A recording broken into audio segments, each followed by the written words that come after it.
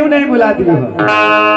Doctor से ठीक होए वाला न है, न भक्ता से न वैद्य से। जब ठीक होई तो अपना ही छो मलकिनी से जाके देखियो। ठीक है सिपाही, मैं देख लेती हूँ।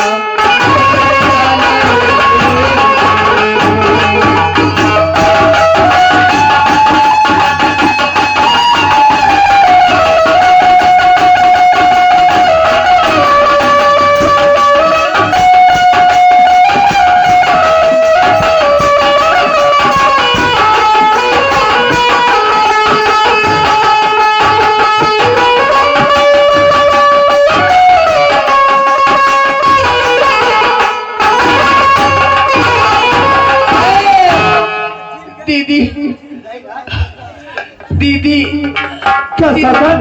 सुनो ना दीदी। कहा सतन? मेरा बड़ा जोर से पेट में दर्द होता दीदी। क्या दर्द होता? खाटा खाए के मन करता। क्या सतन? मैं डॉक्टर बुलवा दूं? सतन? ए दीदी बोलो। ये बतावा कि राज में कोई डगड़ी रूनी बाकी ना? क्या डगड़ी? हाँ। हे सतन, इस सोनार मुराद में एक भी डगड़ी नहीं है। दीदी ये बताओ, अगर इस मोहल्ला में किसी को लड़का होता है अच्छा तो कैसे होता है दीदी? देखो सतन, इस सोनार मुराद में किसी नारी को कोख से बालक कैसे होता है? हाँ। सतन, कोठी के गोर में गोर और चूली के मुख में मुख करने से अवश्य बालक पैदा हो जाता है। सतन ऐसे होता है? हाँ सतन। हमारी तो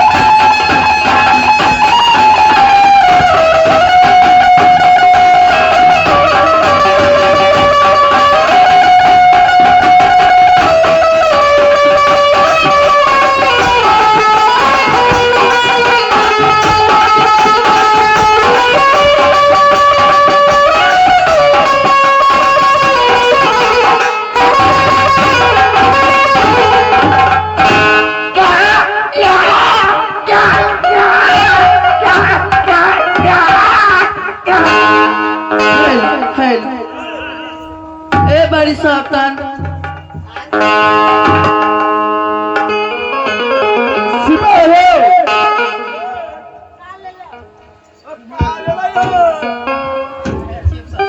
सिपाही आज इस सोनापुर राज में बहुत दुख की बात हो गई।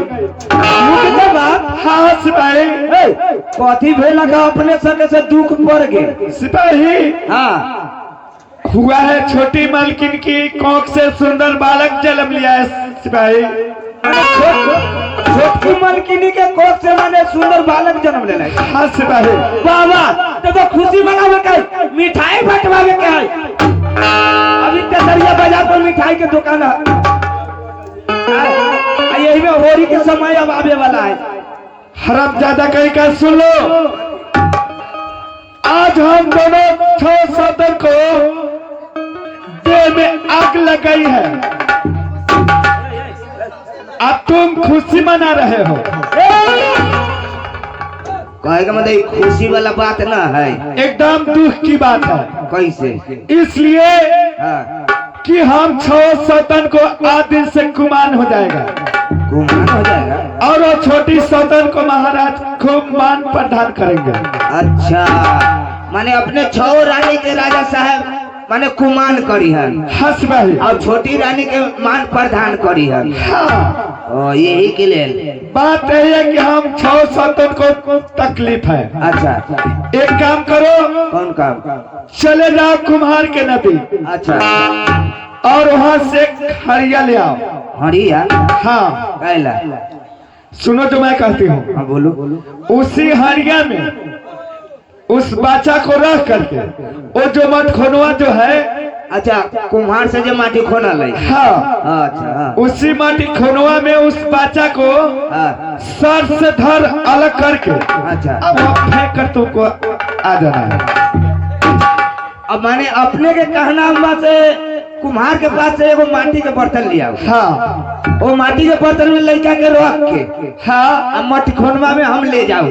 हाँ। अपना माथा पर धक के अब मट्टी खोनवा में लड़का के जान से खत्म कर दे। हाँ। अब मट्टी खोनवा में बीक के चल आए। उसी में हला देना उसको। और पंच भगवान ये भगवान हमरा कहियो माफ करता ही हो। एक बच्चा के पराचित हम अपना सर पर ढोए जाओ। ई काम हमरा से ना हो। ना हो ना हो। जल्द बोल होगा कि नहीं होगा। एकरे कहना है मार के डरे भूत भागल हो। अगर न जाई हती तो छोरानी हमरा जान से खत्म कर दी।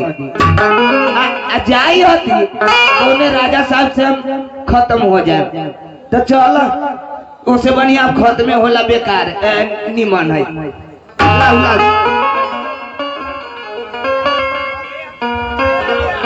अरे बाप रे बाप कितना गोला ठोला लड़का ही हो।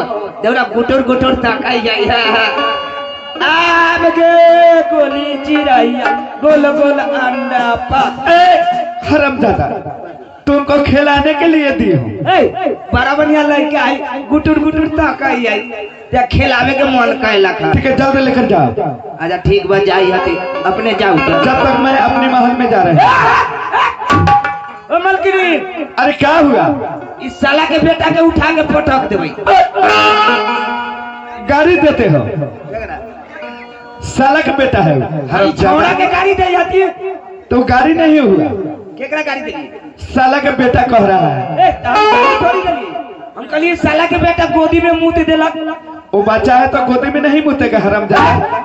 एकरा मुते के डाला नीचे उतर के मुते कील को देलक। गोदी के बच्चा नीचे उतर के पेशाब करेगा हरामजादा ना। एकरा गोदी में मुंह देला रहलै तो बच्चा है। बच्चा है उठा के पटक देबे। बहुत मार मारूंगे। ना इस जगह पे जगह हाथ टोइया बा। और तो यार है कि पीने के लिए भूख लग गया होगा ना। तो भूख लागल तो दूध पीते मतारी के गोदी में कि हमरा तू टोइया। तो वही समझता होगा कि मैं अपनी माँ के गोद में हूँ। ना हम एकरा छुच्छी धरा। जल्दी लेके जा। ठीक बचाओ अपने से देखा जाओ। तो रानी हमको कहे बच्चा के ले जाओ मुठखरमा में जान से खत्म करके वहां से चल। मगर हम एक बच्चा को जान से नहीं मारेंगे। ये बच्चा को मटखोनवा में सही सलामत रख देते हैं, अब भगवान के ऊपर सौंप देते हैं। ठीक बा, हम यही जगह रख देंगे। रुक जाओ।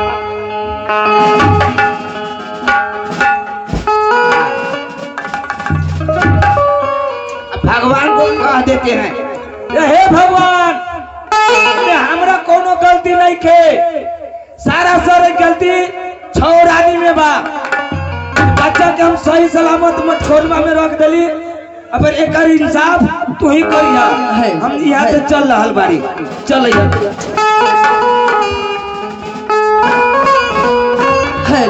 हे गिलास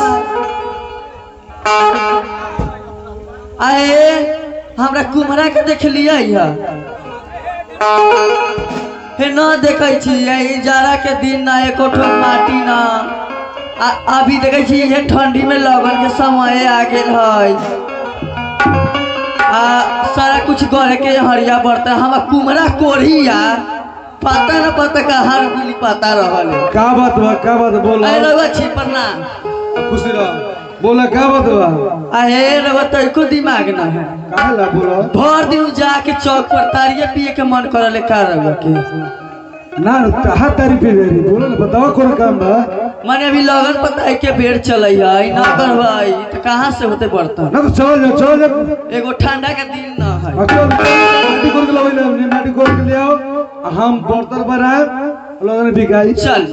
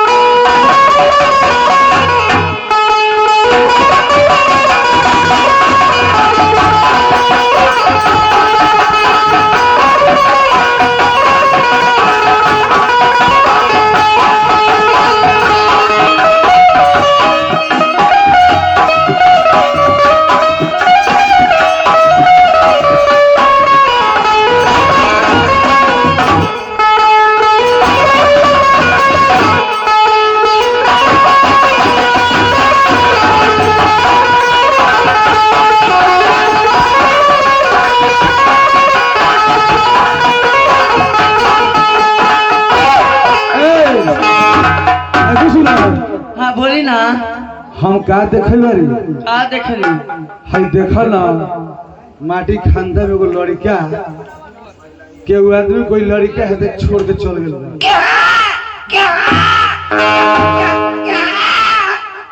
एकरा के सुना आए ना सुन दे है बोला आए सही में लड़का है हाँ कोई भी दरदार लइहा कौन कट के करे जिरले से इतना सुंदर लड़का को छोड़ के अच्छा जाए तो हमरा दोनों आदमी के भगवान एक गो लड़का ना रख देले हां भगवान ताक देले तो लड़का मिलल एकरा के ले चलो हमने के एकरा के पोस पाल के सियार करके पढ़ाई लिखाई आए हम तो ले ये जब गांव समाज के लोग कथी कहते भल कुमरा कुमैन के एको गो बाल बच्चा न रहलै आ कहां से चललै कोनो बात के चलो अरे लोगे उसको ही लेकिन भगवान देखे तो सुनू ना हां बोलो एले से हम नैहर चल जाई छी ठीक बा अच्छा अरे वो कमा खोटा के हमरा वहां पैसा डालम ठीक बा ठीक सुनी ना हां बोलो अब बउआ के नाम कथी धर अरे बउआ के नाम धराई चल बउआ के नाम धरा जाई तो सुनी हम बता पान में मिलल बा बाबू समझ गेल अरे बोला ना बबुआ बन में मिलल बा समझ गेल बबुआ कोने मिलल बा एक नाम ए लेखा से होए के चाहिए बंसीलाल तो बबुआ के नाम बंसीलाल रहे हाँ, ठीक बा ठीक तो बा। चलो हमने के ले चल जाओ घरे एकरा के पोस्ट पाल के तो एकरा के नैहर लेके चल जा ठीक हम जाते ठीक बा तो जा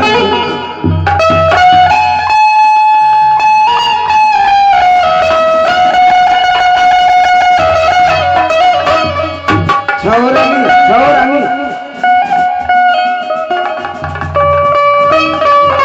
आइए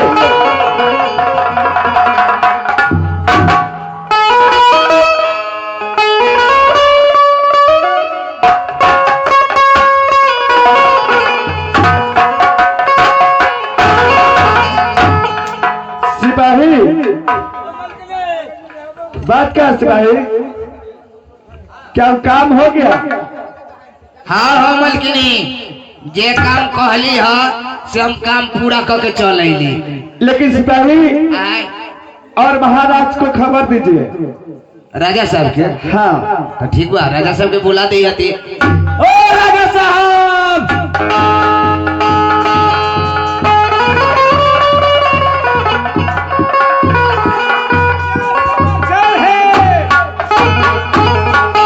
राजा साहब, छो मलकिनी साहब बोला भैया।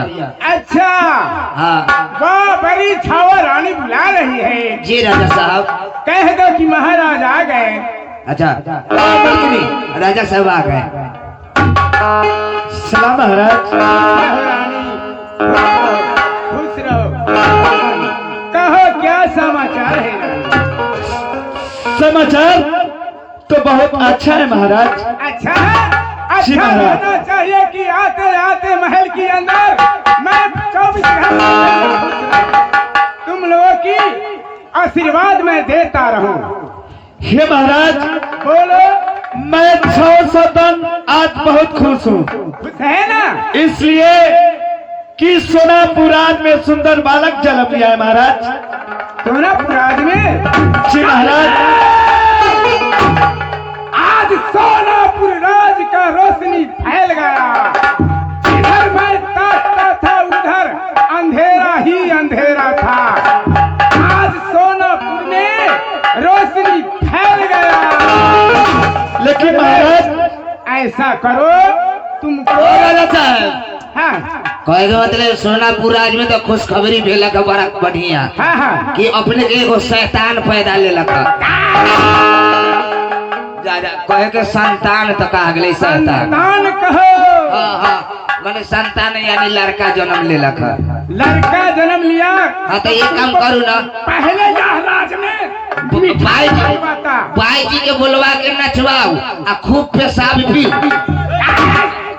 शराब शराब शराब कहो। कहे के शराब तो कहा गई कहा पेशाब। जाता है जी, ये खुशी की बात है जी। अगर यह सोनापुर अंधेरा था, 1 से 2, 2 से 3, 4, 5 मैंने 6, 7 शादी कर लिया। लेकिन आज सोनापुर का भाग उदय हो गया। रानी, हे महाराज, अब कहो कि इस सोनापुर में क्या होना चाहिए? आज इस खुशहाली में हम 600 को इनाम दीजिए। इसको बाद में सुंदर बालक को मुंह देखने के लिए मैं दूंगी। ऐसे नहीं दूंगी। ऐसे नहीं दूंगी। अच्छा, जय हो जय हो।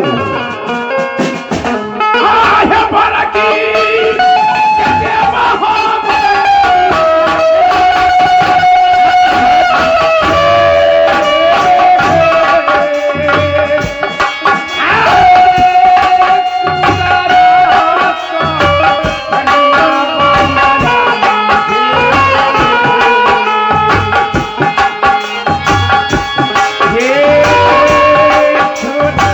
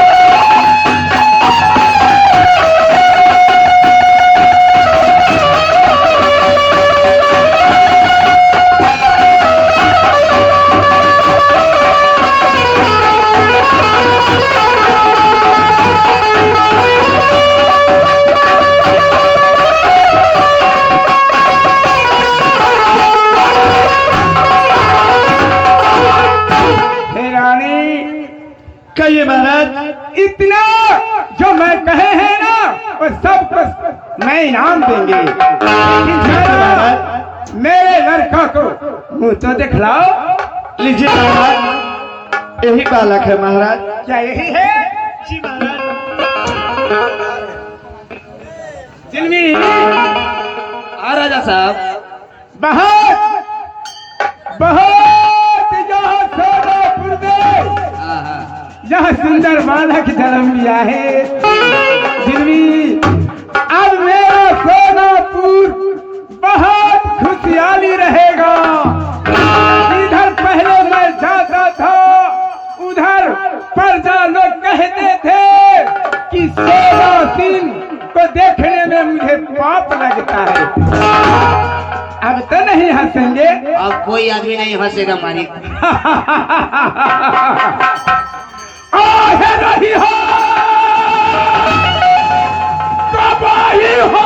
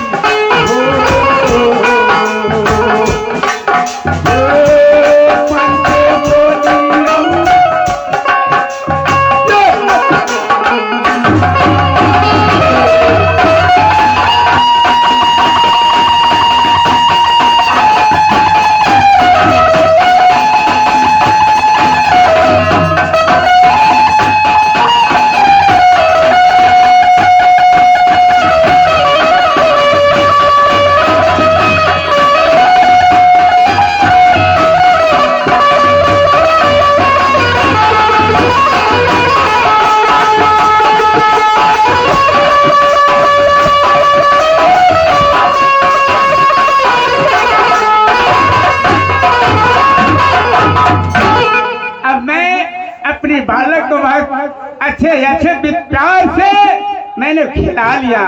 अब इसको मुंह देख लेते हैं, फिर रानी को दे देंगे। इसको सेवा तो रानी करेगी ना। मालिक अभी लाल लड़का बात झाँक तोप के रखल है, ठंडा के मौसम है। हाँ देखो देखो घर अरे बहुत अच्छा मोटा है। हाँ मालिक आखिर वजनदार है, शेर के बच्चा न है। शेर के बच्चा सवा शेर होता है।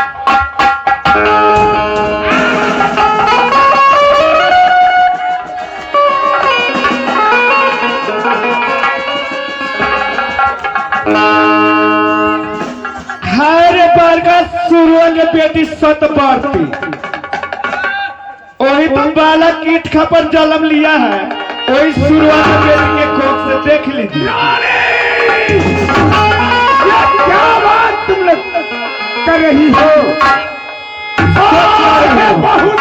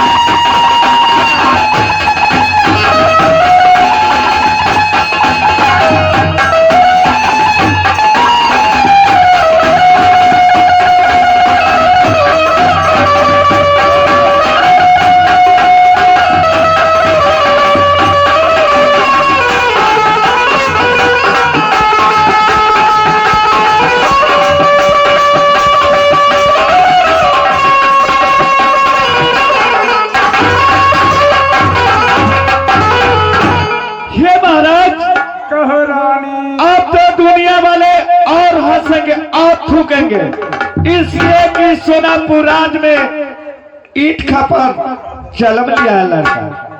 हे रानी, यह दुनिया वाले मुझे क्या कहेंगे? वही बार का सतवर्ती सुरवा के बेटी कि उसी के कोख से सुंदर बालक जन्म लेगा, वही ईट खपर जन्म लिया है। रानी, मैं समझ गया।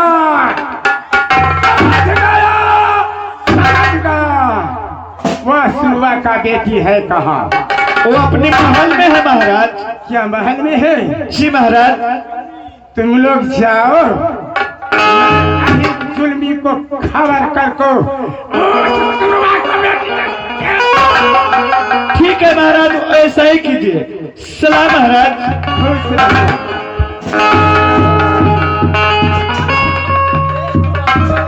ओ छोटकी मलकिनी,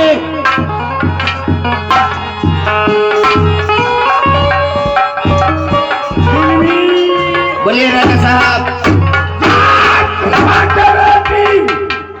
सोनापुर महल को के नाम हंसा दिया, जी इज्जत ले लिया। अब दुनिया वाले सोनापुर में सुनेंगे तो मुझे क्या कहेंगे? कथी कहते ससुरबा के महाराज की महल में ईट लड़का की बदले ईट खापर पैदा होता है। हाँ, अब तो वही हल्ला हो जाए। क्या और दुनिया वाले हंसेंगे, लेकिन बात सुरवा का बेटी है कहाँ? महल के अंदर है, महल के अंदर। उसको छोटा धर लेना। अच्छा। तो यहाँ आओ मेरे सामने। ठीक है राजा साहब, मैं अभी बुलाता हूँ। ओ छोटकी मलकिनी, अलमाती के देह वालों से चलम, उसे लम्बा लम्बा डेंग न धरम, समझ ली। जाऊ राजा साहब बोला भाई कहले बोले हैं कोई जरूरी काम बा, कोई चीज पूछी हम जाऊ ना।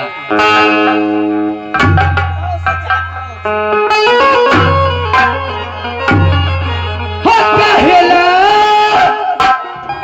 बोलो बोला ना प्यारा बा।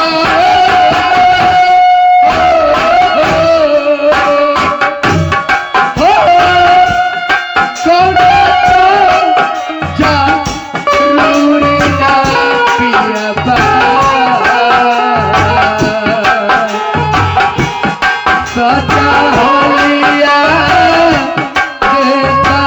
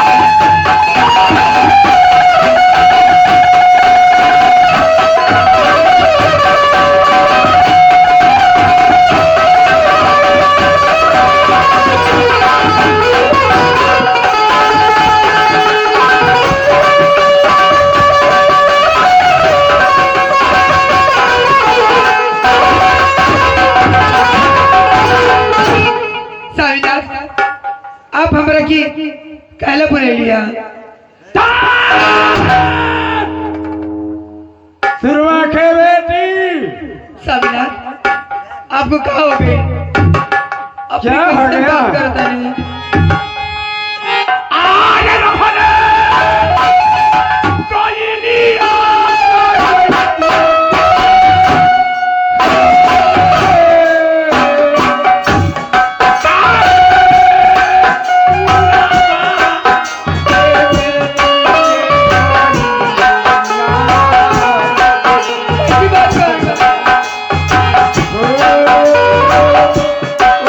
पाना पाना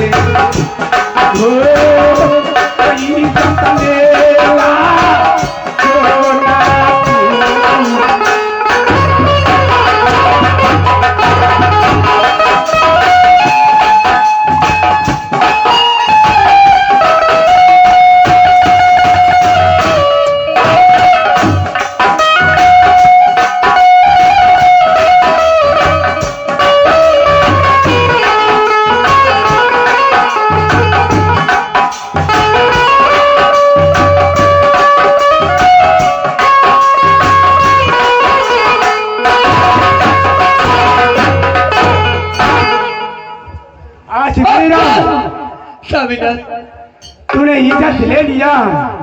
काट। स्वामीनाथ हमरा से कौन गलती हो गई? महाराज ये हमने की ना गलत पारी। ए सिरवा के बेटी, यह दुनिया में आज तक मैंने नहीं सुना कि कन्या को यह ईंट खाकर पैदा हो।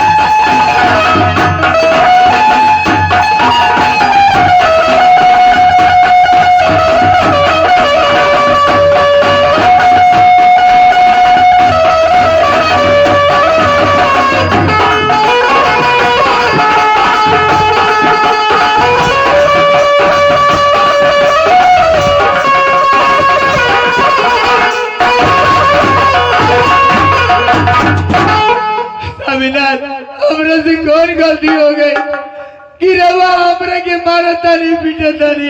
ये सिरवा के बेटी, ऐसा तुमने गलती महल में रहते रहते तुमने किया कि दुनिया वाले मुझे क्या कहेंगे कि सोनापुर में वह सोना सिंह का महल में रानी सब बच्चा ईंट खाकर पत्थर देती है।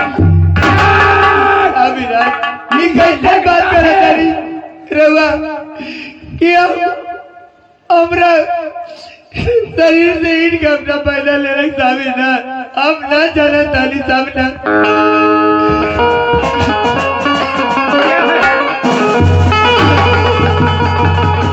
क्या है स्वामीनाथ? हम नहीं जाना स्वामीनाथ। मुझे क्या कहेंगे? जा रे सोना सिंह, एक संतान पैदा हुआ वो भी महल में ईंट खापर।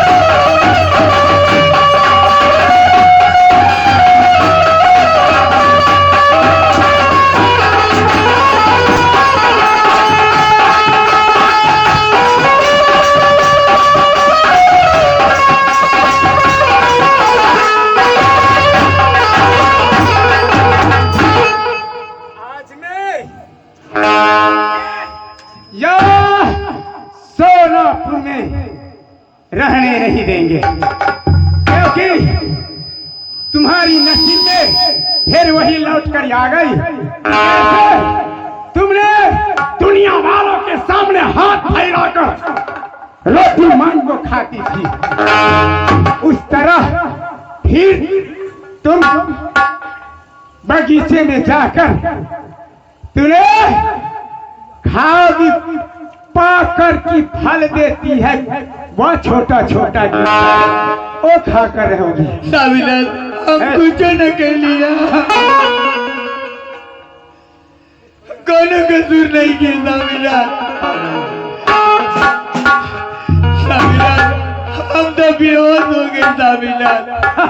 मैं नहीं जानती बच्चा पैदा हुआ है कि इनका पर पैदा ऐसी वजह बेटी तो मुर्गी अंडा देती है, तो मुर्गी अंडा देती है तो अपना बच्चे के लिए 22 रोज अन्न पानी नहीं खाती है, जो कि दूध नहीं पिला सकती, वो दूसरे की घर की हार लेकर खिला सकती है, वो अपना बच्चा को पहचानती है।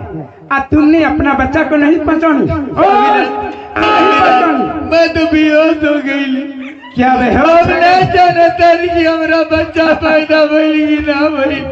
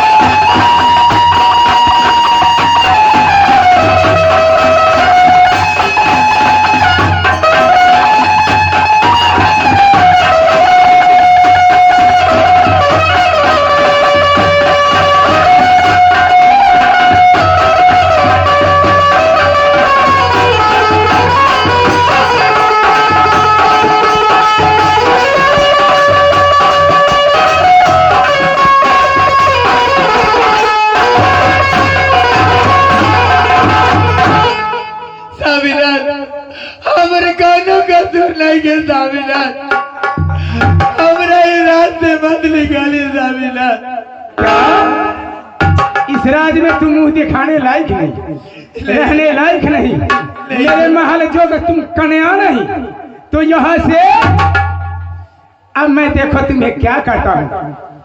पगली, आज मैं तुम्हें देखता हूँ, तो ऐसा लगता है या तो मैं चल जाऊं, नहीं तो तुम्हें जलाऊं। नहीं स्वामीनाथ, ऐसा जुल्म मत कीजिए स्वामीनाथ।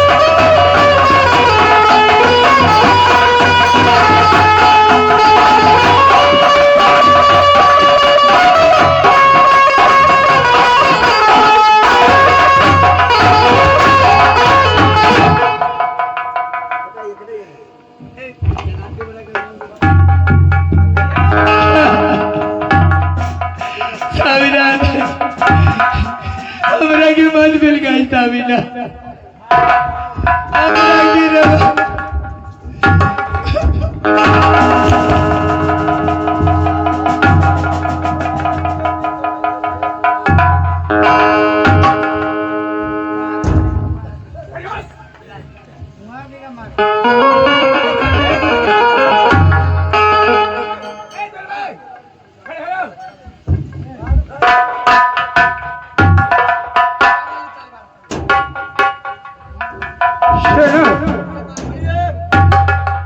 अपने राज में दलाल है जो जलाद कहा करते हैं। अरे जी राजा साहब, जो आदमी को हत्या कर सके, हाँ हाँ है उसको बुलाओ। न रहेगी बांस न बाजेगी बांसुरी। हो मालिक, वो जल्लाद है ना, दिन रात नशे में रहता है। क्या पीता है? वो पी ऊ के किधर भी सो गया होगा। बहुत अच्छा है, पीता है तो नशा में जाएगा ना। हाँ। ये डन है, ये अपन बच्चा इसोरी घर में चबाती है। ये डायनी जा दुनिया वाले की सामने भीख मांग कर खाई और डाइन सीख कर मेरे महल में चली आई।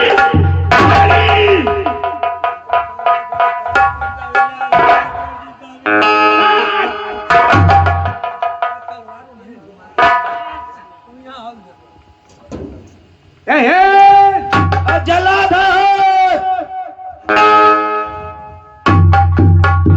भाई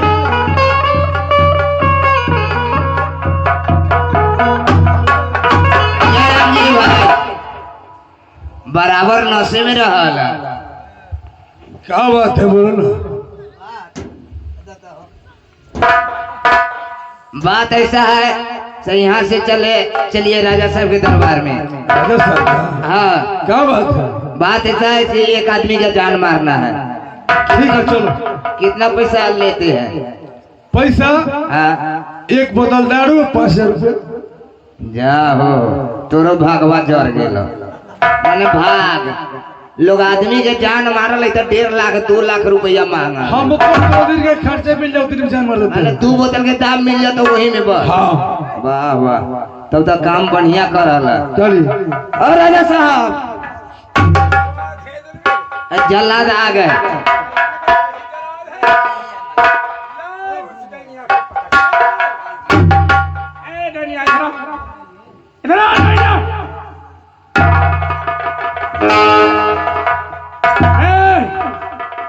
मैं क्या कर रहा हूं? जरा बोलिए बोलिए। खड़े हो जा। इस डैनिया के ले जा जंगल में जान मार देना। ठीक है महाजूर, ले जाएंगे। मार देगा ना?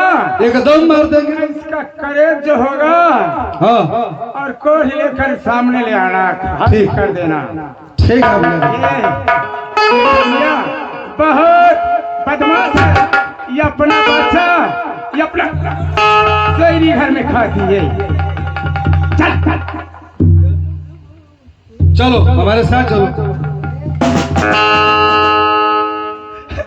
हे जलाल बाबू हमरे के छोड़ दो, हमरे के छोड़ दो, हमरे पति के पास जाए दो। अगर हम तुझे छोड़ देंगे राजा साहब हमें नहीं छोड़ेगा। हमको हुक्म मिला है तुझे जान मारने का, हम जान मारेंगे। चलो हमारे साथ। हे जलाल भैया देखा तेरा के राजा साहब क्या कह लिया जान मारने के लिए। देखा हमरा के तू अगर जान मार देवा ते कहीं फिर से तोरा के कहीं किरानी के बुला कर ले आओ तो तू कहाँ से लिए देखो देखा हमार बात सुना। तू हमरा के छोड़ दा, तोरा के अपनी मंगलसूत्र ताली कि तू एकरा बेच के तेरा पैसा हो जाए और दारू एगो कोई जानवर के मार के मेरा कोर के दिखा दिया। हमें राज में कबन देखो हम भी जात के जल्लाद हैं, किसी का रिश्वत लेते हैं तो हम काम करते हैं, लेकिन ठीक है तुम अगर कर रही हो तो हम तुझे छोड़ देंगे, लेकिन इस राज में तुम्हें नहीं रहना है।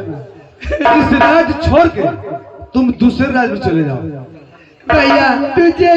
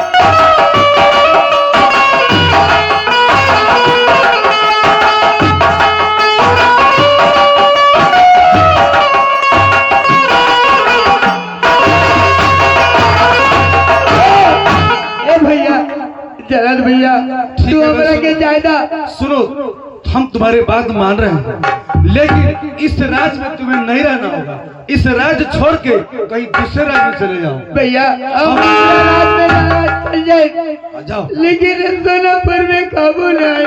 कबो मत आना इसमें। लगा